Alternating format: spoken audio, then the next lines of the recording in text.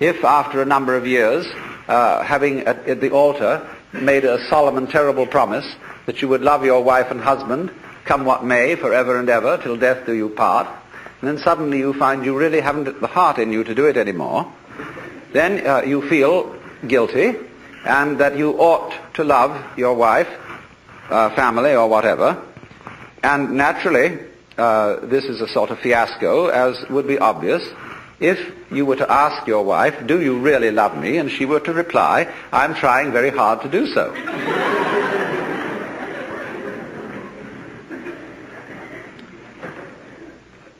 You see, the difficulty of it is this. You cannot teach a selfish person to be unselfish by any means. That is to say, whatever a selfish person does, whether it be giving his body to be burned or giving all that he possesses to the poor, he will still do it in a selfish way of feeling.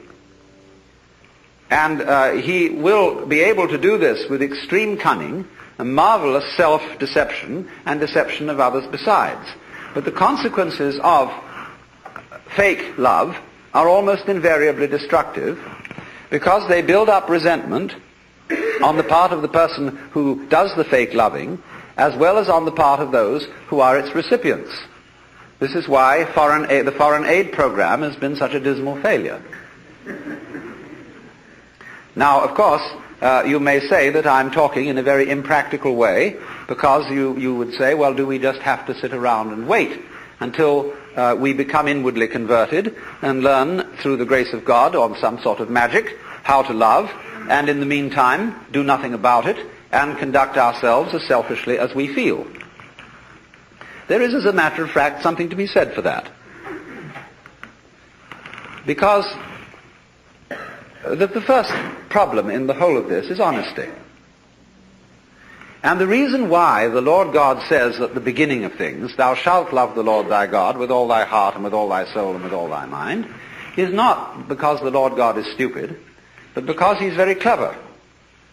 That which appears to be a commandment is actually a challenge, or what in Zen Buddhism would be called a koan, a spiritual problem.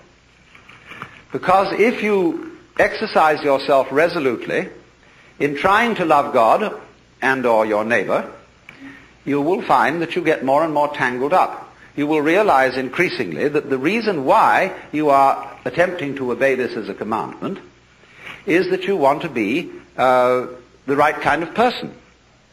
And obviously you want to be the right kind of person for your own reasons. And so if you do, in the first place, feel selfish and come to the conclusion, as a result of trying various experiments with love, that you love yourself more than anybody else, the proper thing to do is to investigate your self-love, to find out why you love yourself and what you mean by yourself when you say you love yourself. For the reason is this: love is not something that is a sort of rare commodity. Everybody has it. Existence is love. But it's like water flowing through a hose. It depends in which direction you point it. So everybody has the force running. And maybe the way in which you find the force of love operating in you is that you have a passionate like of booze, or ice cream, or automobiles, or good-looking members of the opposite sex, or even the same sex. But there is love operating. And people, of course, tend to distinguish between the various kinds of love. There are good kinds, such as divine charity, and allegedly bad kinds, such as, in quotes, animal lust. But it should be understood, I think, that they are all forms of the same thing. But they differ in rather the same way that the colors of light, of white light, divide into the spectrum when passed through a prism. So we might say that the red end of the spectrum of love is Dr. Freud's libido. And the violet end of the spectrum of love is agape, the what is called divine love or divine charity. And that in the middle, the various yellows, blues and greens are friendship, human endearment, consideration, and all that sort of fellow feeling. But it's all the same thing. And so, the thing is, first of all, to get it moving. To follow whatever kind of love you have in the first place. Because you cannot control love until you have some to control, until you have it running. You've got to get your car running before you can learn how to drive it. You will not become a skillful driver by sitting at a still car in a garage any more than you will become a skilled dancer if you simply never move your arms and legs. And so, the first thing then is to discover what indeed you do love, if anything. And you will find there is something. And then go into the nature of that. Now, it's said that selfish people love themselves. I would say that that is really a misunderstanding of the whole thing, because yourself is something that is really impossible to love. There are various reasons for this, but one obvious reason is that loving oneself is as difficult as kissing your own lips. Oneself, when you try to focus on it, to love it or to know it, is oddly elusive. It always slips away like the pursued tail of a dog who is trying to get hold of his own tail. So to pursue your own end has some difficulties about it.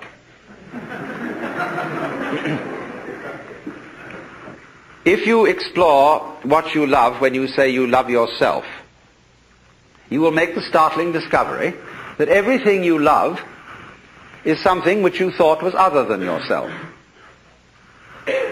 Even if it be very ordinary things such as ice cream or booze, in the conventional sense, booze is not you, nor is ice cream. It turns into you in a manner of speaking when you consume it. But then you don't have it anymore. And so you look around for more in order to love it once again. But so long as you love it, you see, it's never you. When you love people, even however selfishly you love them, because of the pleasant sensations they give to you, still, it is somebody else that you love. And as you inquire into this, as you follow honestly your own selfishness, many interesting transformations begin to come about in you.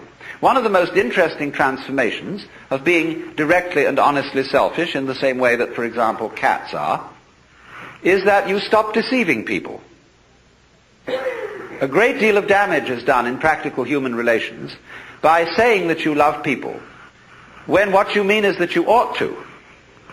And you don't really. You give the wrong impression, and people begin to expect things of you which you're never going to come through with. We have been taught, for example, that we ought to love our enemies. Now, we don't really understand what it means to love our enemies. We think it means to be charitable towards them in the hope that we will convert them, and so that they will cease to be our enemies. The real reason for loving enemies is that one needs enemies. They're terribly important to you. For example, I think that some of you here feel that you belong to a nice set of people. It may be an ordinary kind of bourgeois coterie of pleasant squares, or it may be a church group of some kind, a club, or a special cult, or just a group of friendly drinkers. But at any rate, you feel that by virtue of membership in this society, you belong to a special in-group of nice or saved people. Now, when you consider what nice people talk about when they sit round the dinner table and have an opportunity to nurture their collective ego, you will find that the most fascinating topic of conversation is the nasty people. How awful they are, what dreadful things they do, and what is it all coming to. And this very, very satisfactory, condemnatory conversation nurtures your ego. But people who do that don't seem to realize that they thereby depend on the nasty people in order to know that they're nice. They are, as a matter of fact, highly indebted to them.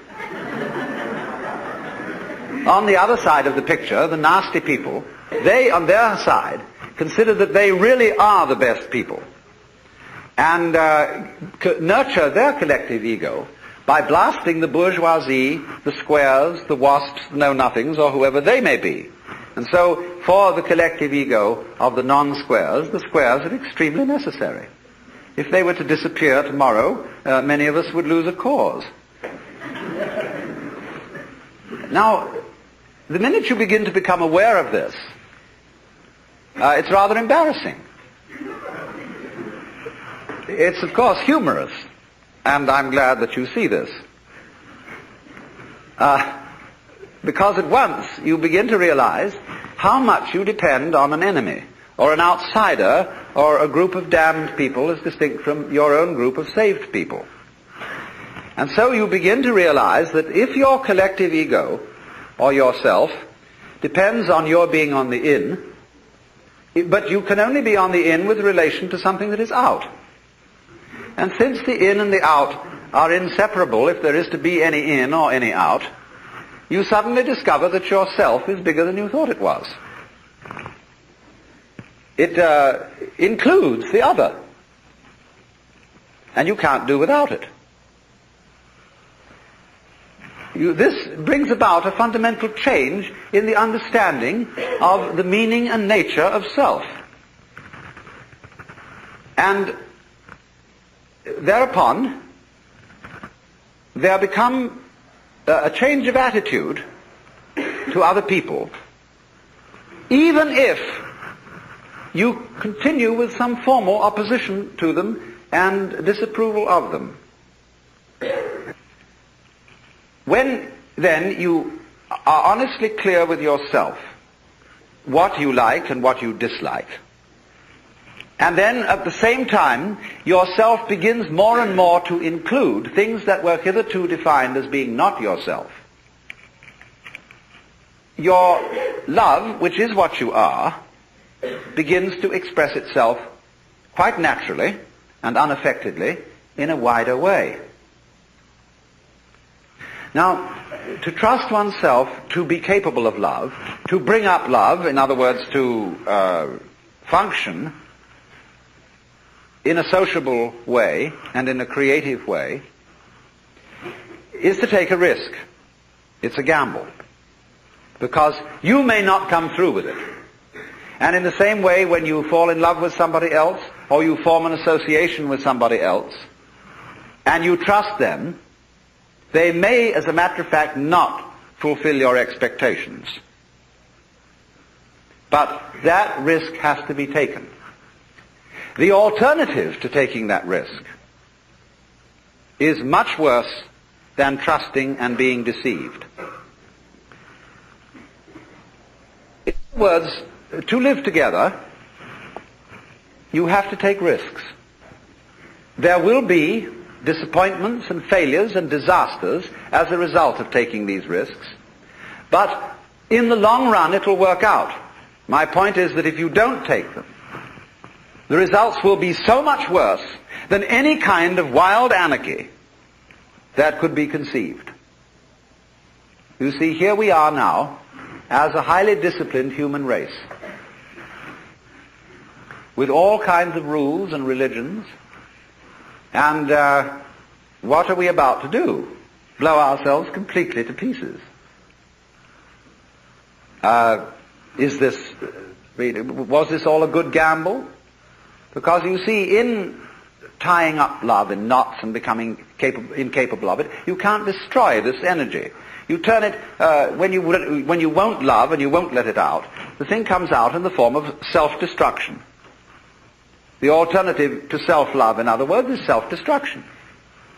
Because you won't take the risk of loving yourself properly, you will be compelled instead to destroy yourself.